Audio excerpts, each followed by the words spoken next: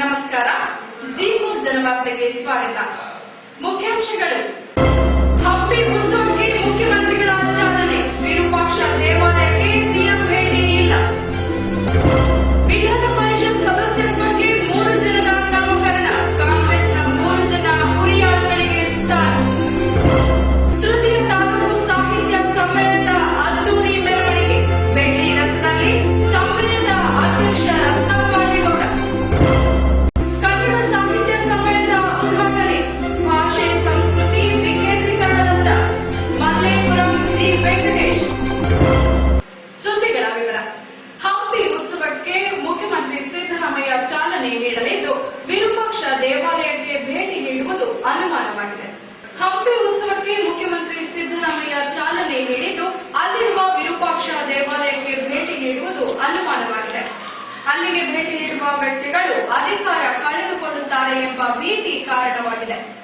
ಮೌಢ್ಯತೆ ವಿರುದ್ಧ ಸಮರ ಸಾರುವ ಸಿಎಂ ಏಕ ದರ್ಶನ ಮಾಡಿಲ್ಲ ಎಂಬುದು ಜಿಜ್ಞಾಸೆಯಾಗಿದೆ.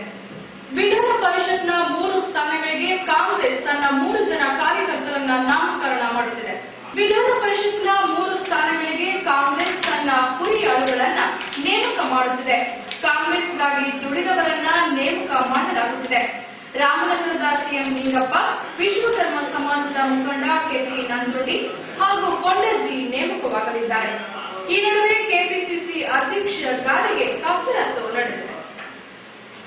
ಪಟ್ಟಣದಲ್ಲಿ ತಾಲೂಕು ಸಾಹಿತ್ಯ ಸಮ್ಮೇಳನದ ಅಧ್ಯಕ್ಷರ ಮೆರವಣಿಗೆ ಬೆಳ್ಳಿ ರಥದಲ್ಲಿ ಸಂಪನ್ನಗೊಂಡಿತು. 3ನೇ ಸಾಹಿತ್ಯ ಸಮ್ಮೇಳನದ ಅಧ್ಯಕ್ಷರ ಮೆರವಣಿಗೆ ಪಟ್ಟಣದಲ್ಲಿ ವರ್ಣರಂಜಿತವಾಗಿತ್ತು. ಆರ್ಎಸ್ಸಿಆರ್ನಿಂದ ಆರಂಭಗೊಂಡ ಭವ್ಯ ಮೆರವಣಿಗೆ ಕನ್ನಡಿಗಟ್ಟದ ಮೆಳಿಯಮ್ಮ ಆಧ್ಯಾತ್ಮ ಕೇಂದ್ರದ ಶ್ರೀ ಚಂದ್ರಶೇಖರ ಗುರೂಜಿ ಅವರು ಈ ಭವ್ಯ ಮೆರವಣಿಗೆಗೆ ಚಾಲನೆ ನೀಡಿದರು.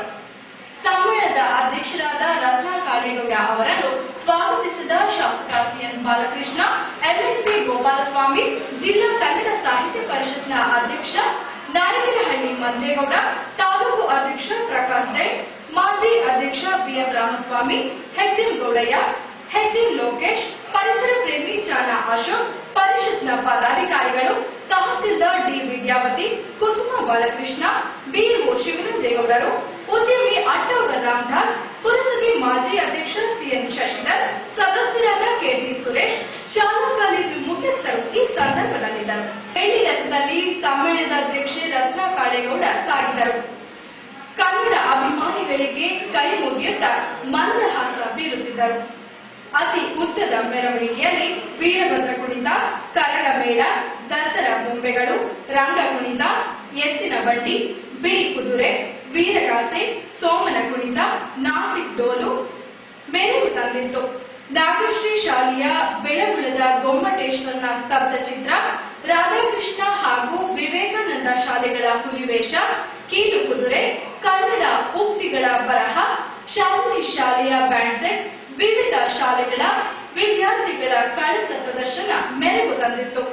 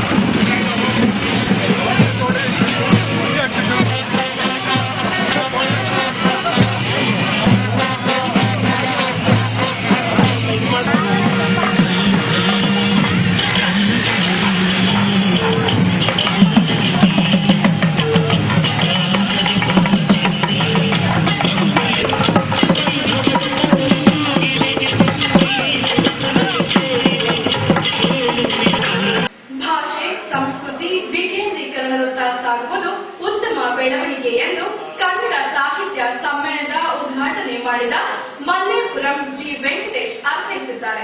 ಭಾಷೆ ಸಂಸ್ಕೃತಿಗಳು ಕೇಂದ್ರೀಕರಣದಿಂದ ವಿಕೇಂದ್ರೀಕರಣ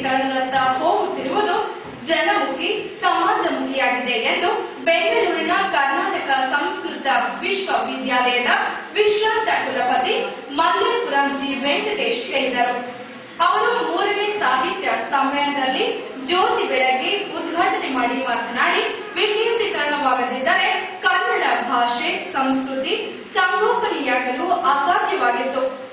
ಗ್ರಾಮೀಣ ಕಲೆಗಳಾದ ತಮಟೆ, ಡೋಲು, ಜಾನಪದ ಗೀತೆಗಳು ಹಲವು ಕಾರಣಗಳಿಂದ ಹಿಂದೆ ಸರಿಯುತ್ತಿದೆ. ಅವುಗಳ ಪುನಶ್ಚೇತನಗೊಳಿಸಲು ತಾಲೂಕು ಮಟ್ಟದ, ಗ್ರಾಮೀಣ ಮಟ್ಟದ ಸಮ್ಮೇಳನಗಳು ಆಗಬೇಕಾಗಿದೆ. ಕನ್ನಡ ಭಾಷೆ ಜೀವಂತ ಭಾಷೆ. ಇದಾಗುವುದು ವಿಕೇಂದ್ರೀಕರಣವಾದಾಗ ಮಾತ್ರ. ಗ್ರಾಮೀಣ ಮಟ್ಟದಲ್ಲಿ ಕನ್ನಡ ಜನಪದಗಳನ್ನು ಸಂತೃಷ್ಟಿಗೊಳಿಸಬೇಕು. ಗ್ರಾಮೀಣ ಕಲೆಗಳನ್ನು ಉಳಿಸುವ ಸಂಜೀವಿನಿ ಸಮ್ಮೇಳನ ಆಗಬೇಕು. ಇದರಿಂದ ಕವಿಗಳು, ಕಲಾ ರಸಿಕರನ್ನು ಮತ್ತು ಕಲಾಕಾರರು ತಮ್ಮನ್ನು ತಾವೇ ತೆರೆದುಕೊಳ್ಳಲು ಅವಕಾಶ ದೊರೆಯುತ್ತದೆ. ತಾಲೂಕು ಮಟ್ಟದ ವ್ಯವಸ್ಥೆ ಬಗ್ಗೆ, ಸಮ್ಮೇಳನದ ಯಶಸ್ವಿ ಬಗ್ಗೆ ಮನ ತುಂಬಿದ ವೆಂಕಟೇಶ್, ನಾನೇ ಸಮ್ಮೇಳನದ ಅಧ್ಯಕ್ಷನಾಗಿದ್ದಾರೆ ಎಂದು ನುಡಿದ ಅವರು, ತಾಲೂಕು ಮಟ್ಟದ ಸಮ್ಮೇಳನದ ಅದ್ದೂರಿ ನಾನು ನೋಡಿಲ್ಲ ಎಂದರು.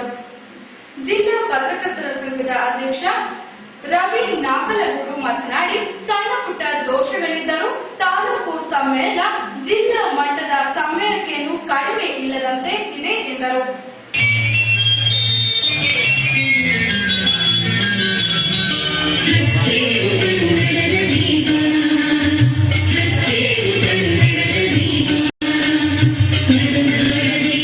ಒಂದು ರೀತಿಯ ವಿಕೇಂದ್ರೀಕರಣದ ಹಂತಗಳಲ್ಲಿ ನಾವಿದ್ದೀವಿ.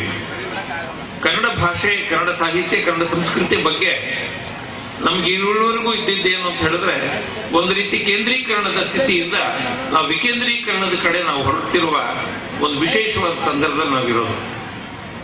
ಕೆಲವೇ ಕನ್ನಡ ಸಾಹಿತ್ಯ ಪರಿಷತ್ತು, ತನ್ನ ಕೇಂದ್ರ ಸಾಹಿತ್ಯ ಪರಿಷತ್ತು ತನಗೆ ಮಾತ್ರವೇ ಬಹಳ ಹಿಂದಿನಿಂದ ಅದು ಕೇಂದ್ರೀಕರಣಗೊಂಡಂತಹ ಒಂದು ಸ್ಥಿತಿ ಇತ್ತು.